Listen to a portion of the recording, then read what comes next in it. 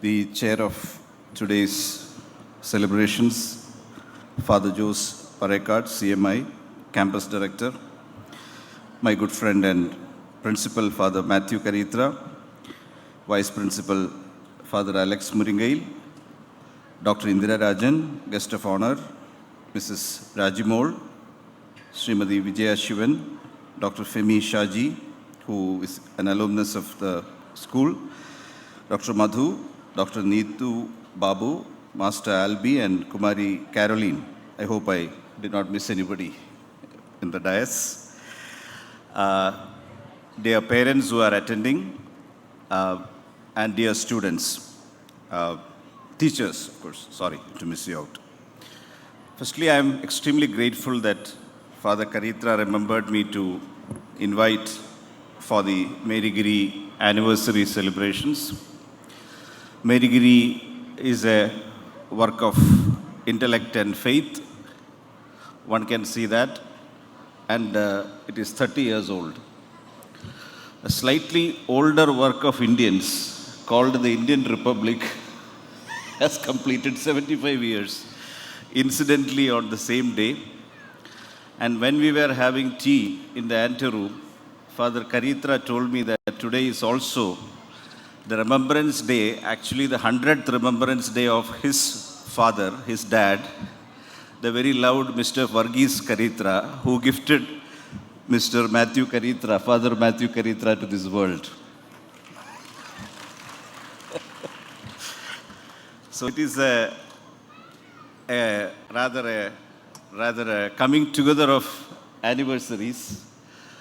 It is interesting. Why I thought I'll mention it is that just this 22nd January, my father completed 84 years. 84 is supposed to be important in our sort of, our arithmetic about age for some reason. He used to be an auditor. He lives with me.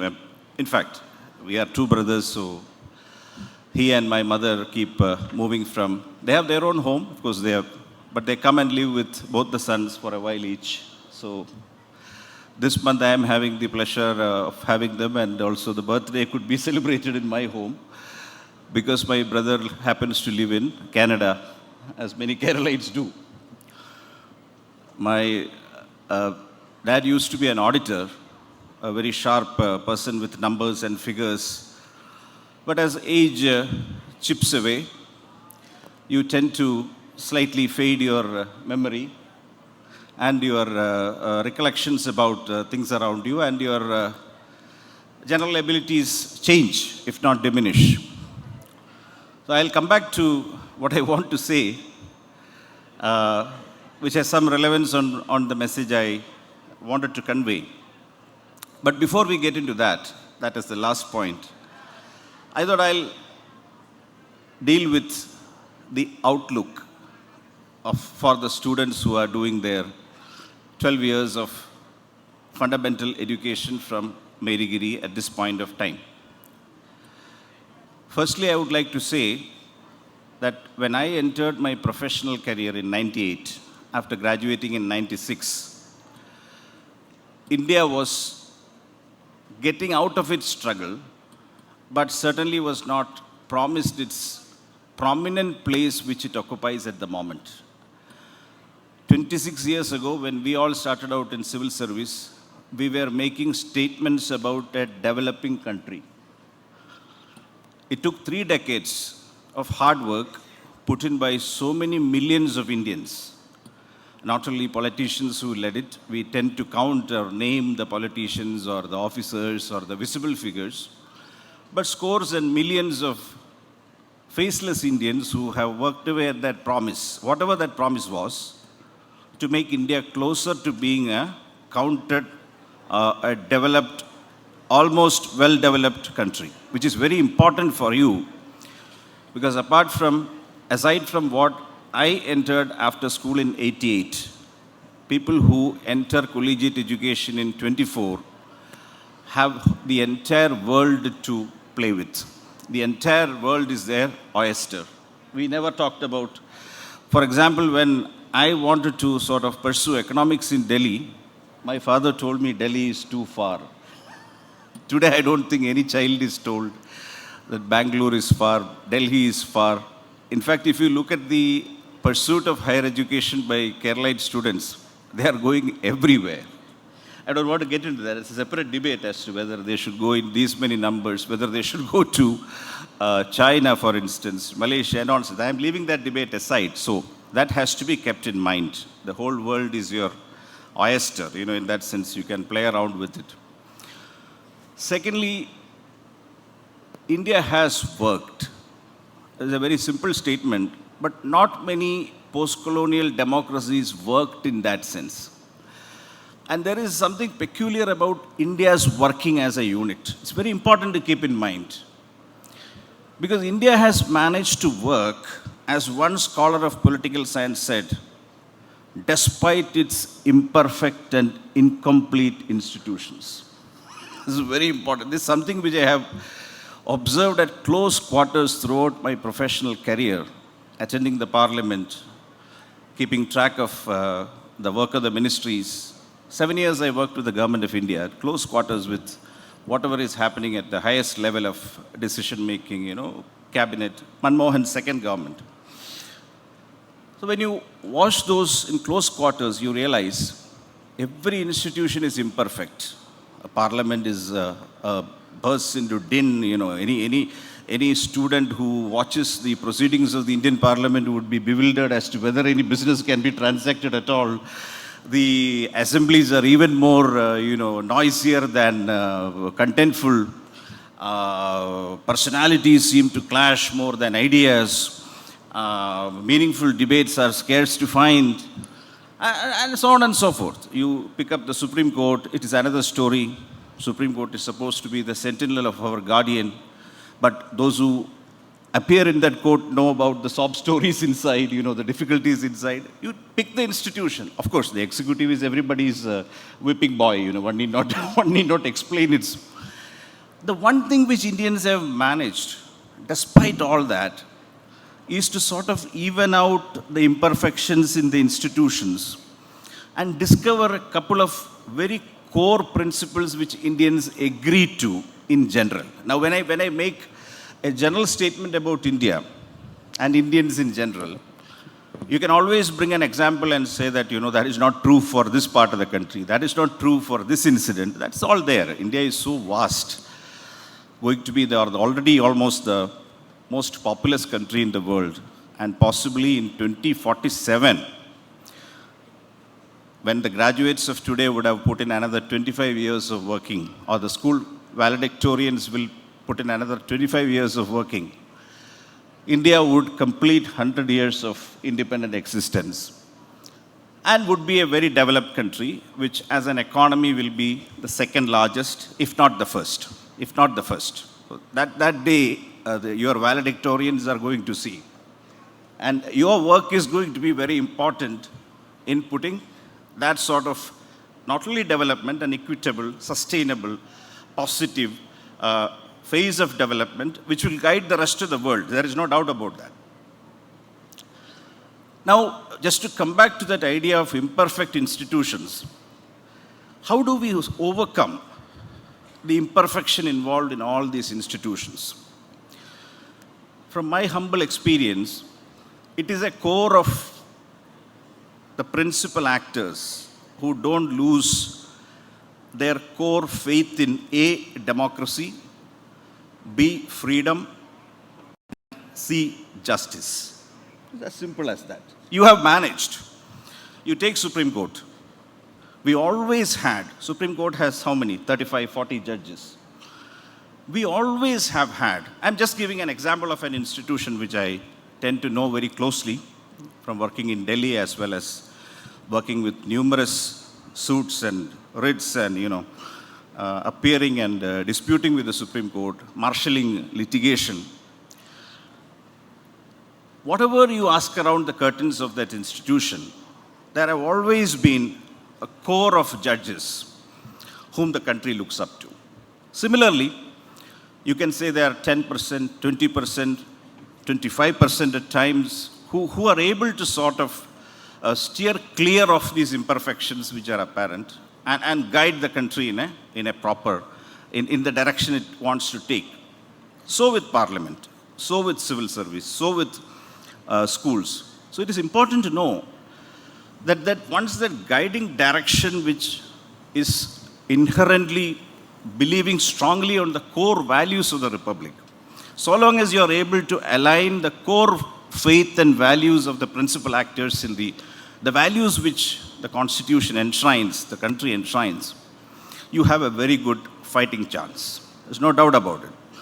So when there are deviations, when there are tendencies to move away from that, there is always a set of balances that start coming to play. Imperfections of the Parliament with respect to legislation are put to the Supreme Court, and an independent Supreme Court has generally always found a way to balance out of that. When the executive is overreaching, as you have seen, obviously injustice results, and you see that the justice branch comes in and balances that. And there are so many parallels which you can see with the working of the US Constitution. No doubt these institutions are under stress, there is no doubt about it, for a variety of reasons. Today is not the day to talk about that. With anniversaries, you don't talk about deficiencies, overcoming that, the intricacies of it, how something is in danger. That is for another day. We can keep it away for another day. Why I prefaced my brief conversation with you with that idea of having to work away with those imperfections is to give you an idea that these will be challenges which the school finalists, when you leave school, will take up in your university, in your higher education, the way you attend to knowledge, the way you proceed with your research, your careers, your contribution, which will come in the next 30 years or so. It's also important to know that the close, micromanaged imparting of curriculum, education, content, delivery, everything will stop with Father Karitra and his teachers in school. Universities are a completely different ball game. The student has to be the self-driven learner. And that's the way the university system is designed. When most of you will proceed to 4 years as it is to an undergraduate degree, it may be in the state, out of state, you have to look at the entire panorama of institutions as to where the interest of the institution and the student's interest meets positively, and acquire it. And then probably on to your master's and probably research degrees and higher careers which you manage to do with that. There are three features of intellect which you have to keep in mind while you pursue your entire higher acquisition of knowledge. You have to keep in mind, to begin with, that the purpose of intellect, I'll leave it in a very succinct form, you can think about it. The purpose of intellect is to discover the truth. Right? It's very important in higher education. The purpose of intellect is to discover the truth. A president of Harvard, which is one of the highly rated universities in the world, was asked, what is the purpose of Harvard? And she very famously said, to speak truth to power. And if you go to Harvard, incidentally, some of you might end up in Harvard. I've had the opportunity to visit. Their motto is written in their grand portal, Veritas, truth, the pursuit of truth. So that defines the purpose of intellect. So conversely, if your intellect is invested into covering up the truth or taking liberties with the truth, possibly you are not attending to the purpose of knowledge. That's absolutely important. So one of the key things or principal core faiths I have stood with in my life is not to doctor a written product of work in my entire academic career.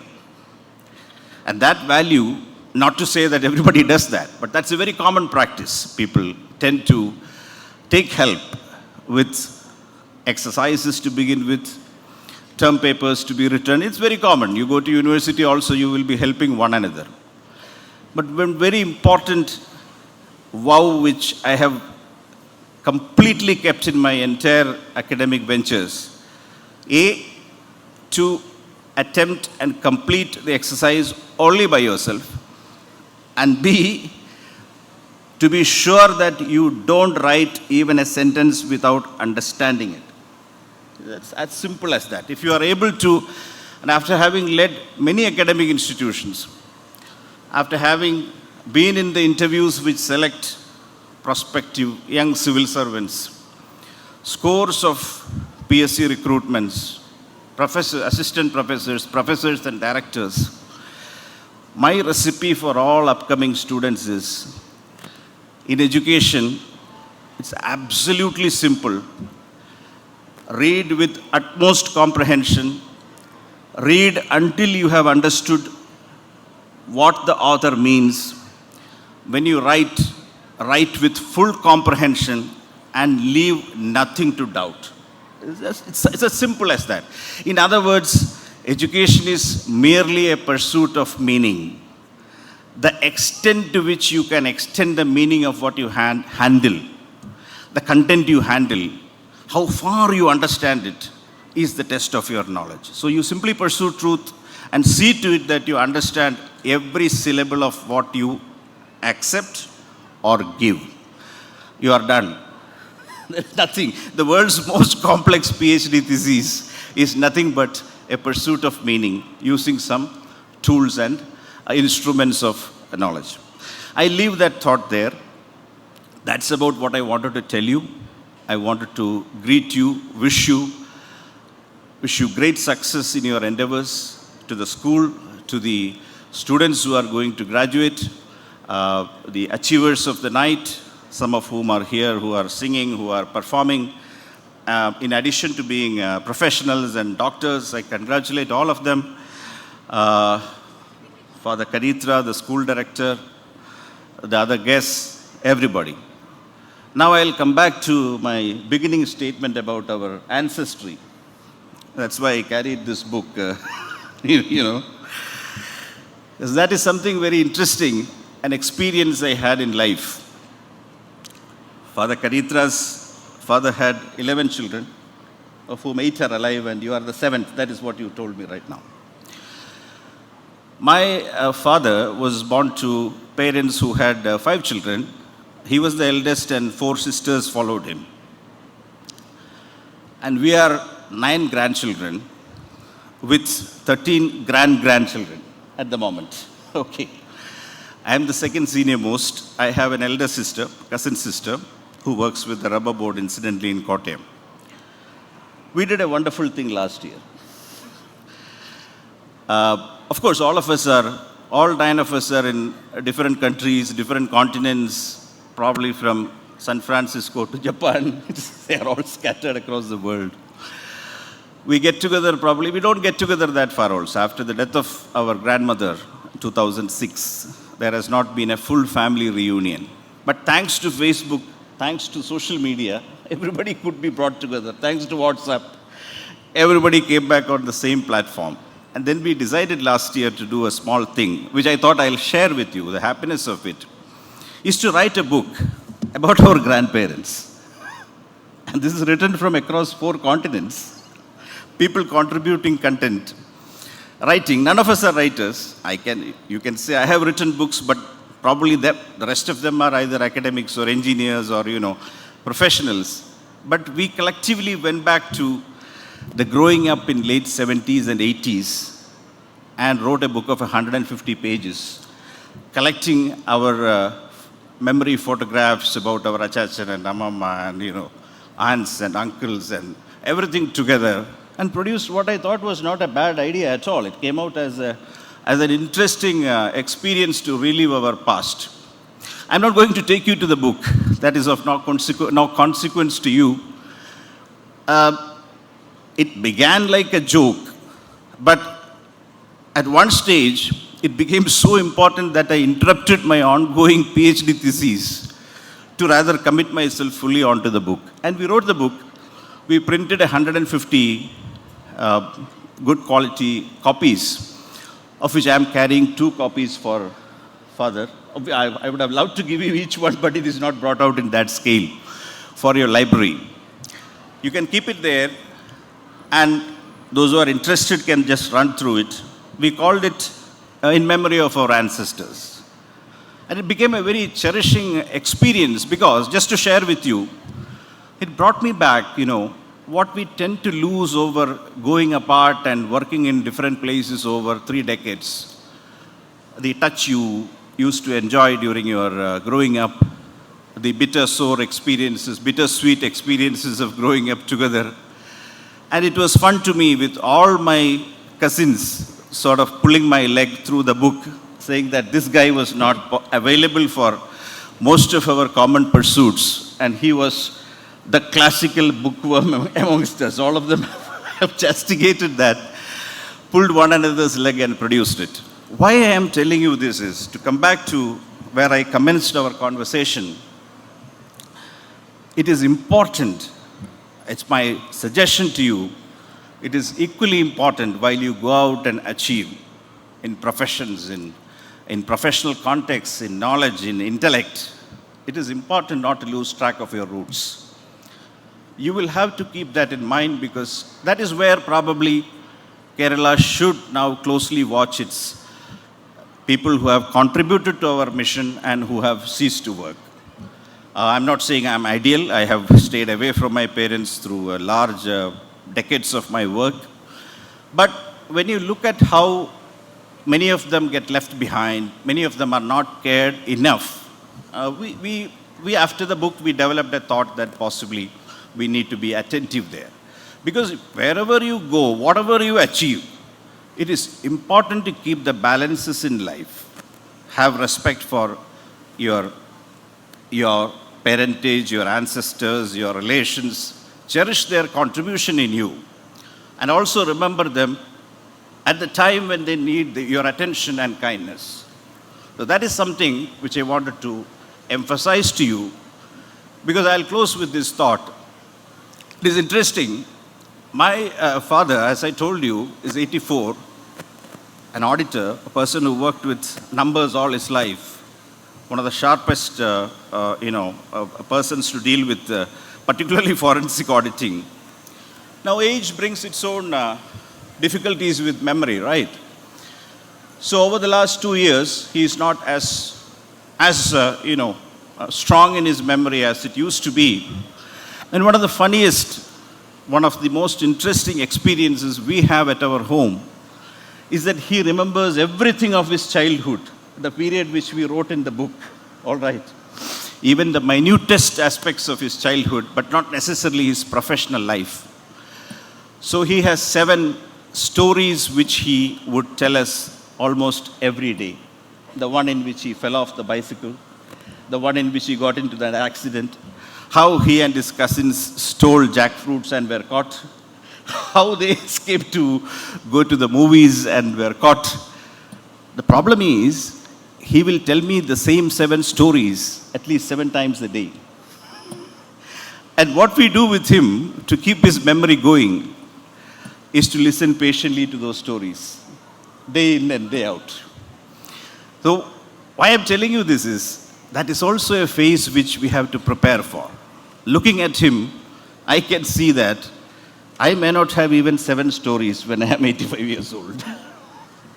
Right? So it's a curiosity of life that people who remember so much, people who do so much, may struggle to remember any of them when they are actually past a certain age. So I thought I'll close my conversation with you, because I picked up this beautiful poem by Rumi, my favorite poet and your poet, I'm sure yours too. It is called Fine Feathers. Nanitha Tuvaligal.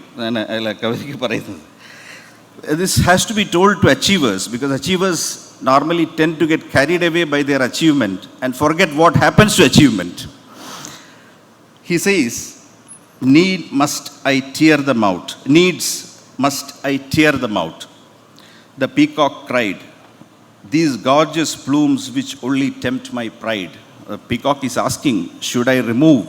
Should I lose my plumes? Because these gorgeous plumes which only tempt my pride. Of all his talents, let the fool beware. Of all his talents, let the fool beware. Mad for the bait, he never sees the snare. Mad for the bait, he never sees the snare. When you're running after the achievement, you're mad for the bait, but he never sees the snare.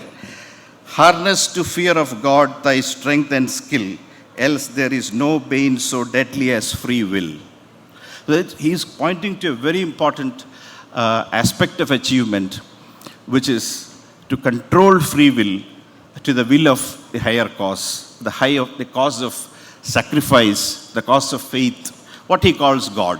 Even non-believers in God can commit themselves to a higher call and control free will. That's what he's saying. Therefore, you control your pride, you control your plumes, you truncate your plumes and, commit yourself to hard work, which will bring you everlasting laurels.